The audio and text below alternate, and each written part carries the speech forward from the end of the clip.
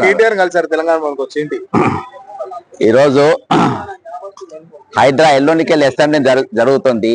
అందులో హైడ్రా గురించి హైడ్రా విక్టిమ్స్ నష్టపోయిన వారికి పరిహారం ఇప్పించాలని దానిపైన చర్చ జరపాలని చెప్పేసి నేను అన్ని ఆపోజిషన్ లీడర్లకు రిప్రజెంటేషన్ ఇస్తున్నా, జీవోలు పెట్టి. అందులో కేటీ రామారావు గారికి ఇచ్చిన, మరియు ఇప్పుడు Aleti Maheshwar Reddy BJP LP leader కూడా ఈయనకి ఇక్కడికి వెళ్ళిపోతున్నా. ముఖ్యంగా 2 జీవోలు తెలంగాణ ఏర్పడ్డ తర్వాత ఒకటి రెవెన్యూ చట్టం ఇచ్చిండ్రు.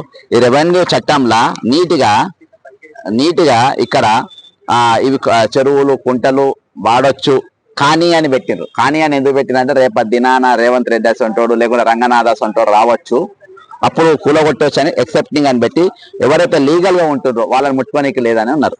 సేమ్ ఇరిగేషన్ ఇవన్నీ జీవోలు ఇప్పుడు ఇవ్వడం జరిగింది. అంతేకాకుండా మరి ఇరిగేషన్ చట్టంలో కూడా మరి ల్యాండ్ ఎక్వేషన్ మీరు భూములు కింద తీసుకోవాలంటే ల్యాండ్ ఎక్వేషన్ ప్రొవైడెడ్ మీరు తీసుకోవచ్చు. కానీ the compensation in case of acquired occupancy right being so extinguished shall be paid under the land acquisition act. ఈ 2 లాలు కూడా ఎక్కడ కూడా చదవకుండా దీన్ని పాటించకుండా ఈ రోజు ప్రభుత్వం ఇష్టానుసారం గులగొట్టింది. కాబట్టి ఎవరైతే ఇప్పుడు ఇయాటి వరకు కూడా రంగనాథ్ ఇల్లు బాజాప్తా నేను అక్కడ ఉందని చెప్పి చెప్పిన బఫర్ జోన్ లో ఉందని ఇయాటి వరకు ఆయన ఒప్పుకుంటలేరు, కానీ వితండవాదం చేస్తా ఉండు. ఒప్పుకునే ధైర్యం ఆయనకు లేదు.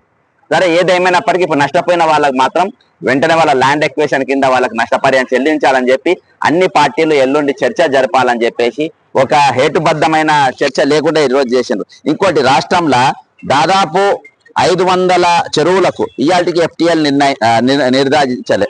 దాదాపు 500 చెరువులకు ఇయాల్టి వరకు ఎఫ్టీఎల్ నిర్ధారించకుండా ఇది ఎఫ్టీఎల్ లో ఉన్నది బఫర్ జోన్ లో ఉందని మీరు ఏ విధంగా చెప్తారు? నాది లేదని చెప్పే కదా ఈరోజు తిరుపతి రెడ్డి దాపింది, నాది లేదని చెప్పే కదా ఇప్పటికి ఈయన వాదిస్తుండ్రు. కాబట్టి ఇవన్నీ కూడా దాని హద్దులు సరిహద్దులు ఎఫ్టీఎల్ బఫర్ జోన్లు ఈ రోజు దాని యొక్క ఎక్కడున్న దాన్ని తేల్చకుండా ఈ రోజు అక్రమంగా గులగొట్టిర్రు. ఈ రోజు చాలా మంది ఈ రోజు బిలో పావర్టీ లైన్ తీసుకొచ్చిండ్రు. మేము ఎందుకు ఈఎంఐలు కడుతున్నామో తెలియకుండా కూలిపోయిన ఇళ్లకు ఈఎంఐలు కడుతుండ్రు. కాబట్టి నేను ఒకటే తెలుసుకుంటా, రేపు ఆపోజిషన్ లీడర్స్ అందరూ కూడా ఎల్లుండి ఒక ప్రణాళిక లేకుండా ఈ రోజు నిర్దాక్షిణంగా పేద మధ్య తరగతి కుటుంబాల ఇళ్లను ఈరోజు ధ్వంసం చేసింది. కాబట్టి చర్చ జరపాలి, అందులో వీళ్ళ నష్టపరిహారం కేటాయించాలి. అంతేకాకుండా రంగనాథ్ ఇల్లు పైన కూడా అది బఫర్ జోన్ లో ఉందనే దాని మీద ఒక చర్చ జరగాలి. అవసరమైతే కమిటీ చేసి ఆ చెరువులో ఉందా లేదా. హైకోర్టు కూడా గైడ్ లైన్స్ ఉన్నాయి కదా, చెరువులు గుంటలు ఆక్రమించడం చేయొచ్చు, వాళ్ళకి ఏం అవసరం లేదు. కానీ చట్టాలు ఉన్నాయి, ఇవి దాటిపోవద్దని కూడా ఉన్నాయి కదా. ఈ చట్టాలు ఇవి చట్టం చేసినది ఇరిగేషన్ చట్టం అయినా కానీ ఈ 2 చట్టాలు నష్టపరిహారం ఇవ్వాలని ఉన్నది. మరి దేనికైతే ఇప్పుడు వీళ్ళే చెప్తుంది కదా, దీనికి 500 చెరువు అసలు ఎఫ్టీఎల్ ఎక్కడైనా నిర్ధారించి మీరు గులగొట్టిండ్రు, దీన్ని బఫర్ జోన్ ఎక్కడ నిర్ధారించారు, దాని దగ్గర మీ కౌంట్ ఉందా, మీ దగ్గర లెక్క ఉందా, లెక్క లేకుండా ఎంత గులగొడతారు. కాబట్టి ఈ రోజు వాళ్ళ దగ్గర ఆ మ్యాప్ నేను చూపెట్టినా కదా, మరి రంగనాథ్ ఇల్లు ఎందుకు గులగొడతలేరు? ఈ రోజు వాళ్ళ ఇల్లు ఎందుకు వారి తిరుపతి రెడ్డి ఇల్లు ఎందుకు గులగొడతలేరు? ఈ రోజు వాళ్ళ ఒక టార్గెట్ ప్రకారం ఎవరిని చేయాలనో ఎవరిని గులగొట్టాలనో ఒక టార్గెట్ ప్రకారం చేసుకుంటుండ్రు. కొన్ని ఫార్మా కంపెనీలు బిల్డర్ భయపెట్టించి వాళ్ళ దగ్గర వసూళ్ల దందా చేసిండ్రు. ఈ రోజు సరే నువ్వు ఏ దందా చేసుకుంటావో చేసుకో, నువ్వు దందా చేస్తున్నావు నాకు తెలుసు, కానీ ఈ రోజు వీళ్ళకి మాత్రం నష్టపరిహారం ఇవ్వాలి. దీనికోసం అసెంబ్లీలో చర్చ జరగాలని చెప్పేసి నా ముఖ్యమైన ఉద్దేశం. దీనికోసము ఎన్ని పార్టీల ఇళ్ళని దొరుకుతా ఎంతమంది దగ్గరకైనా పోతా. మీరు చెప్తున్నా కరెక్ట్. హైడ్రా చెప్తుంది ఏంటంటే ఆక్రమిత స్థలాలు మాత్రమే కూర్చున్నారు, ప్రభుత్వ స్థలాలు లేకపోతే చెరువులు పార్కులు వాళ్ళు చెప్తున్నారు కదా. మరి అందుకనే మరి రంగనాథ్ ఇల్లు కూడా అలానే ఉందంటున్నారు కదా, మరి అది ఎందుకు గులగొట్టారు? ఈ రోజు ఎందుకు ప్రయత్నం చేస్తుండ్రు? ఎందుకు ప్రయత్నం చేస్తుండ్రు? నా పేరు చెప్పి ఎక్కడెక్కడ ఫోన్లు చేస్తుండ్రో నాకు చేస్తుండ్రు వేరే వాళ్ళ వీళ్ళకు అర్థమైందా? జడ్సన్ అంటే చెప్తే అట్లా చేస్తారు ఇట్లా ఏమో మాట్లాడుతుండ్రు. కాబట్టి ఈ రోజు ఏమున్నా కానీ ఎవరికి ఆయనకంత సీన్ లేదు. ఆయన పోక ఆయన రూల్ ప్రకారం పనిచేస్తాడు. సిన్సియర్ ఆఫీసర్ కాదని తేలిపోయింది. ఆయన ఇల్లు బఫర్ జోన్ లో ఉందని తెలిసిపోయింది. ఆయన ధైర్యం లేదు. ఇప్పటిదాకా పిరిగి పందలేక భయపడుతుండ్రు. స్టూడియోలో ఎంబడి తిరుగుతుండ్రు. నా ఇంటర్వ్యూ తీసుకొని నా ఇల్లు బఫర్ జోన్ లో లేదు, నా ఇల్లు FTL లేదు, గుండెలు బాధకుండా చెప్పుకుంటే తిరుగుతా ఉంటాడు. అంత మించి దురదృష్టం. నేనైతే నా ఇల్లు బఫర్ జోన్ లో ఉందని నిరూపిస్తా. 2 నిమిషాలు కూలగొట్టుకుంటుంది. 2 నిమిషాలు. సిన్సియర్ కాదబ్బా, అంత డ్రామా అది. సిన్సియర్ లేదు. సిన్సియర్ ఉన్నట్టు స్టూడియోలో పొట్ట తిరుగుతారా? స్టూడియోలో పొక్కన తిరుగుతారా అబ్బా? వాళ్ళందరినీ పిలుచుకొని ఈరోజు ప్రెస్ మీడియాలో చెప్పుకుంటారా? ఈ రోజు ఇవాళ ఇంకా చాలా ఉన్నది. ముందు ఇంకా చాలా తీస్తా. ఆయన ఎన్ని అక్రమాలు చేసిందో ఏందని ముందు తీస్తా. ఆయన అదొక చిన్న అంశం అయినది. కాకపోతే పెద్ద అంశం ఏంటంటే ఈ రోజు నష్టపోయిన ఎవరైతే మధ్య తరగతి వాళ్ళు ఉన్నారో, ఎవరైతే కూలిపోయిన ఇండ్లకు EMIలు కడుతుండ్రో వాళ్ళకు మాత్రం నష్టపరిహారం ఇవ్వాలి. అదే ఏ చట్టం అయితే అది చెప్తుందో ఆ చట్టం జీవోలే ఇప్పుడు కేటీఆర్ రామారావు గారికి ఇచ్చిన, ఇప్పుడు బీజేపీ LP దగ్గర కూడా పోతున్నా, ఆయన కూడా ఖచ్చితంగా ఇస్తా. వీళ్ళందరూ కూడా మాట్లాడాల్సిన అవసరం ఉందని చెప్పేసి నా ఆలోచన. Thank you.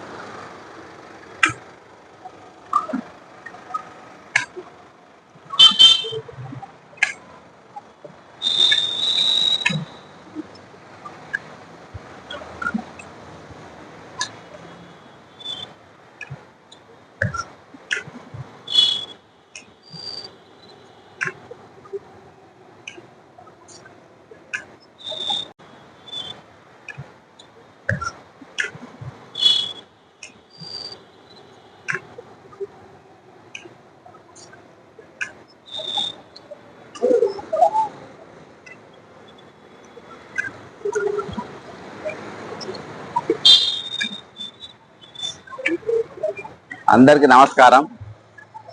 ఈరోజు ఇంతకుముందే TRS LP leader working president అయినటువంటి కల్వకుంట్ల తారక రామారావు గారిని మరి తెలంగాణ భవన్లో కలవడం జరిగింది.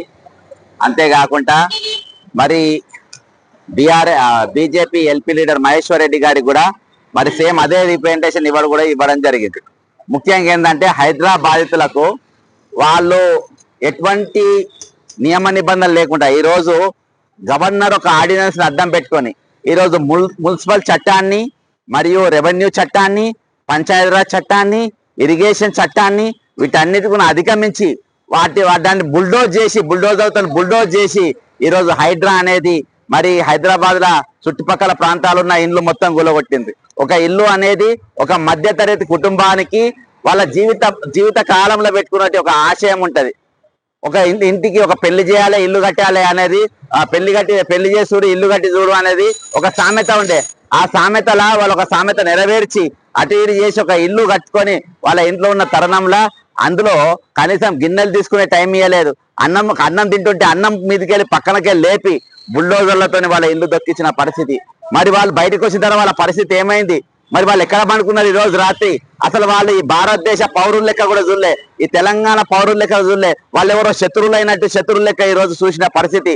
కాబట్టి అంత భయానకంగా వాళ్ళ గూలగొట్టింది. కాబట్టి ఈ రోజు ఇప్పటి వరకు కూడా నేను దీన్ని ఈ 3 నెలలకెళ్ళి మరి ఇదే ఆపరేషన్ పైన ఈ రోజు ఉండడం జరిగింది. నేను ఒకటే చెప్తున్నా, ఈ రోజు రెవెన్యూ చట్టం ఏమని చెప్పింది.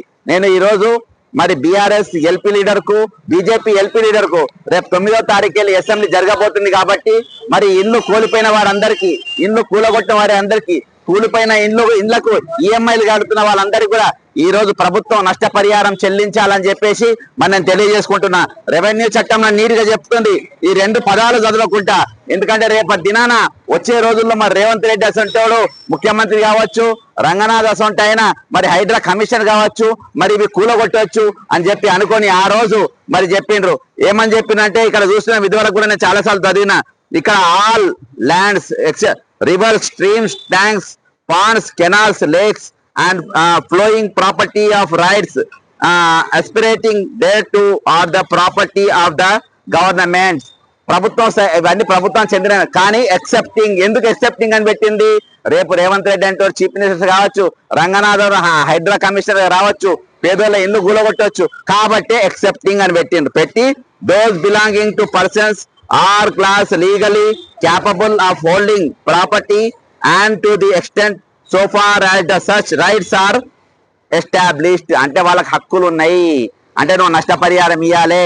అదే విధంగా ఇరిగేషన్ చట్టం ఏం చెప్పింది, ఇవన్నీ చట్టాలు పెట్టి నేను ఇరిగేషన్ చట్టం కూడా ఈ రోజు ల్యాండ్ ఎక్వేషన్ యాక్ట్ తోని మీరు ప్రొవైడెడ్ అంటే మీరు ఇవి మీయే కానీ provided that compensation in case of acquired occupancy right being so extinguished shall be paid under the land acquisition act. నేను ఇదే అడుగుతున్నా. రేపు అసెంబ్లీలో జరగబోవాల్సిన చర్చ ఏంటంటే హైడ్రా బాధితుల తరపున జరగాలి.